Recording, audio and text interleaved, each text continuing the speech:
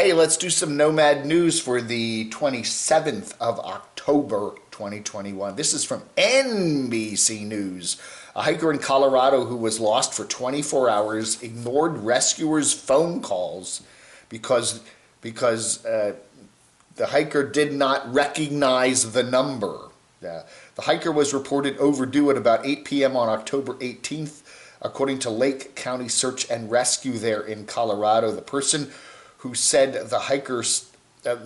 called said the hiker started at Mount Elbert from the South Trailhead at 9 a.m. and had not returned. So somebody was calling in to the Lake County Search and Rescue to say that this hiker was overdue and hadn't returned by 8 p.m.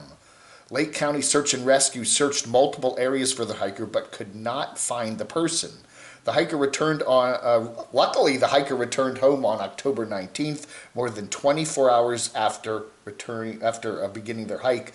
The person has not been identified by police, but anyway, they had no idea that search and rescue was looking for them, according to what we hear after the person returned home. One notable takeaway is that the subject ignored repeated phone calls from search and rescue because they didn't recognize the number. If you're overdue, according to your itinerary, and you start getting repeated calls from an unknown number, please answer the phone. It may be a search and rescue team trying to confirm you're safe.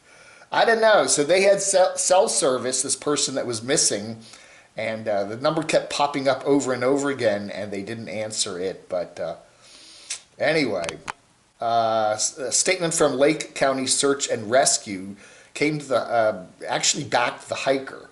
Please remember that what seems like common sense in hindsight is not obvious to a subject in the moment they are lost and panicking. In Colorado, most folks who spend time outdoors have a good understanding of the search and rescue infrastructure that is helpful to them, that is there to help them. But in this case, it's not nationwide. Please keep your comments respectful. Yeah, so don't make fun of this person. You know, that person, I don't know, whatever reason was, they were getting repeated phone calls from search and rescue. They actually had cell service, and all they needed to do was pick up the phone and say, yeah, I'm okay, I'm just kind of late, you know, whatever.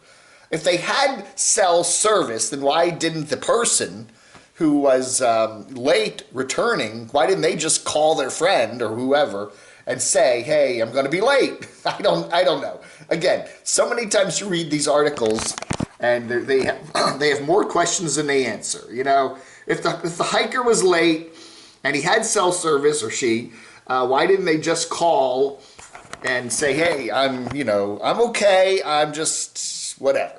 Or, you know, I don't know.